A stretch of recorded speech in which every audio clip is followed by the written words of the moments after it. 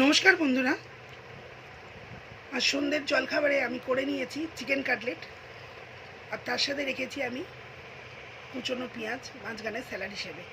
তো আপনাদের সাথে চলুন একটু চিকেন কাটলেটের রেসিপিটা একটু শেয়ার করে নিই।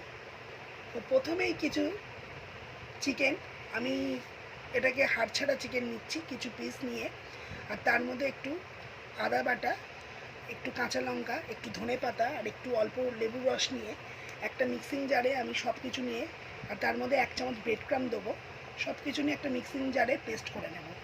এবার পেস্টটা করে নেওয়ার পর তারপরে আমি ওটাকে মিক্সিং জার থেকে বার করে নিয়ে এবার ওই মিক্সিং জারে খুব কুচো কুচো করে পেঁয়াজ কেটে নিয়ে তার মধ্যে অল্প পরিমাণ পেঁয়াজ কুচি, অল্প আমি ধনের গুঁড়ো, গোলমরিচের গুঁড়ো, বেশ খানিকটা ব্রেড ক্রাম্ব আর দিয়ে, আর আপনারা ইচ্ছা করলে একটু অল্প আপনারা আবার ধনে পাতার কুচিও দিতে পারেন, দিয়ে আমি ওটাকে আবার ভালো করে মিক্সিং করে নেব। নেওয়ার পরে একটা পাত্রে আমি 2-3টে ডিম ফেটিয়ে তার মধ্যে গোলমরিচের গুঁড়ো, নুন দিয়ে একটা গোলা তৈরি করে নেব।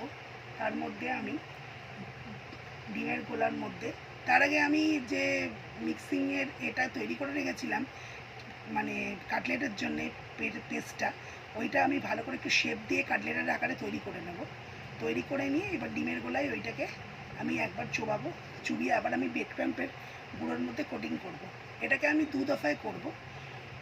ব্রেড ক্রাম্পের কোটিং করে আবার আমি ডিমের গোলায় চুবিয়ে আবার আমি ব্রেড ক্রাম্পের কোটিং করব। করে এবার আমি গরম তেল বসাবো।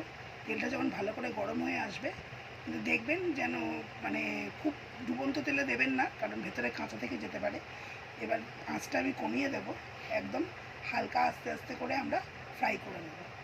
করে নিয়ে আমাদের তৈরি হয়ে যাবে চিকেন কাটলেট।